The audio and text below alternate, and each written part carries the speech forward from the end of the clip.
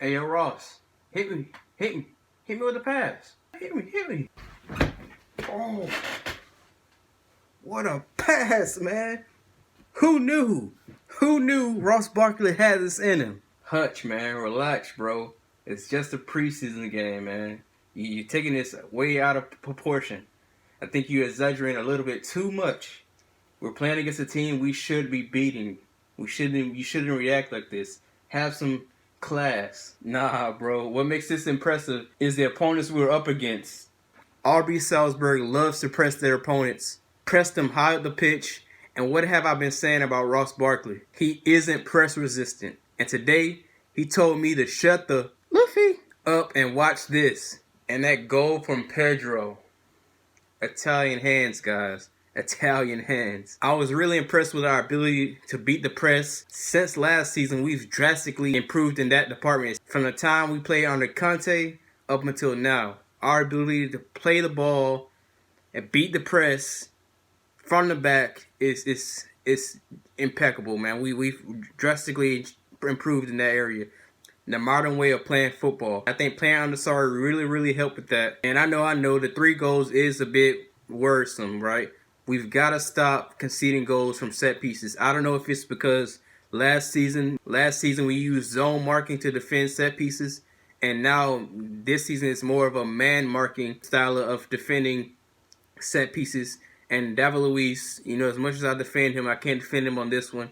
That goal that they scored was his man, right? That was his man to mark, and he left him alone, left him astray. And there's several goals that we've conceded during this preseason that's really unforgivable, right? You can't be at this level. You can't be allowing goals in that way, right? You can't allow easy goals like that. And that was our Achilles heel last season. It's the reason why in that game against Burnley, where we needed to win that game, but we conceded 2 goals off of set pieces, and we needed to win that game to solidify Champions League football, and we didn't get it done that day when we thought it was our last opportunity to get it done. And that was ultimately the game that I lost respect for Burnley. Like, I really don't like Burnley as a team, especially when they had the mishap with Mauricio Sarri. I'm not going to get into that. If you know, you know.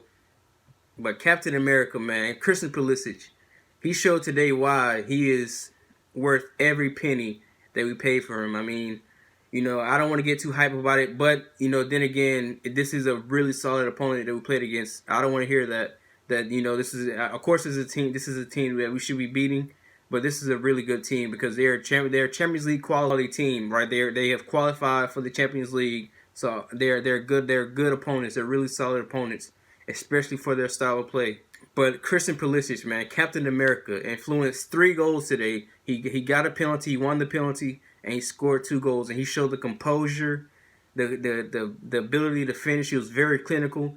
And Ross Barkley, man, I mean, I can't gas him up enough, man. Like, the guy impressed me today, man. Today, I'm on the bandwagon. I'm on the Ross Barkley bandwagon because to me, he showed that he has improved, right? He has shown that he has developed his game, his ability to beat the press. That was always his Achilles heel. If you press Ross Barkley, he's not going to be able to do anything, right?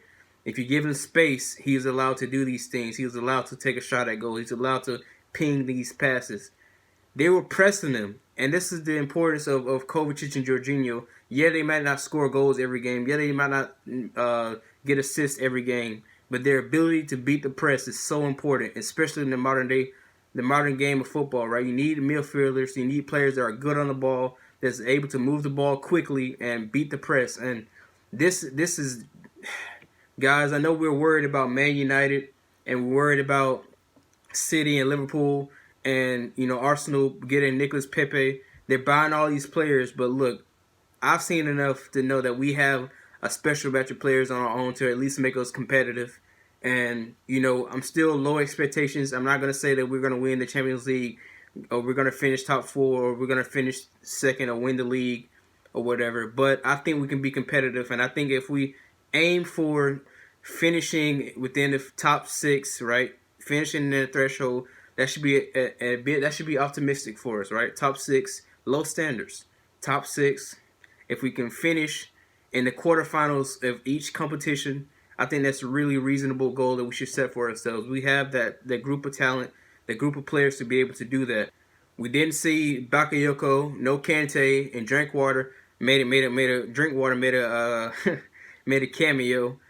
But and Zappacosta as well. But you can pretty much say, other than Kante, those three are pretty much out the window. Kante has been doing full-time training with the team, so I do expect him, if he doesn't play in the next preseason game, I do expect him to feature in the Man United game. I'm not going to say he's going to start, but I've seen clips of him, and I've seen reports of him being okay. He's been fully training with the team, and so that's good for us. And, you know, back to my point about Arsenal and all these teams buying players and stuff, look, we don't even have Reece James yet. We don't even have Loftus-Cheek yet. We don't even have Hudson-Odoi yet. You know, these are big players that we're going to bring, pretty much signings of our own, right? So when they come back to the team, and the way that we're playing now, early days, yeah. But look, I'm telling you, man, we have a group of players that can do something special this season, impress us this season. That's what I mean by doing something special. Not winning the Champions League, even though anything's possible. We've seen Ajax, a group of teenagers, go to the semifinals. So anything is possible, right?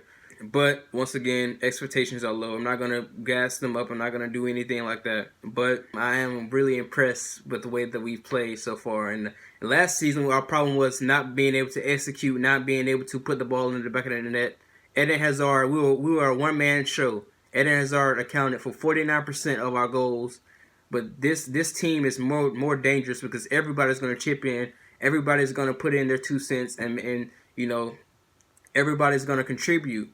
And that makes us tactically that makes us more challenging and more of a threat. You know, Arsenal have Nicolas Pepe, but the worst case scenario for him, right? He's gonna wind up being like every other Arsenal player. They wind up leaving Arsenal to come to Chelsea to actually win trophies. So I'm not worried about Nicolas Pepe. Their defense is still shite, right? I mean, they've done nothing to fix their defense when they still have Mustafi leading their defense, and they have Koscielny and Socrates to have all these players that were rubbish, right? I'm sorry, their defense was rubbish. Petr Cech was their best line of defense last game I saw, right? Petr Cech was their best defender. But like I said, man, I'm optimistic. I'm confident in this season. It's the full Lampard effect, and it's a lot of things I can go over about the game, but I'm not gonna get too much into it because, like I said, I don't want to make this video too long. I've already talked too much. If you guys want me to do a tactical review of the game, let me know down in the comments below. Who is your man of the match? My man of the match is already the headliner, the showstopper. Not HBK, but Ross Barkley, man. Anyways, up the Chills, and I'm out.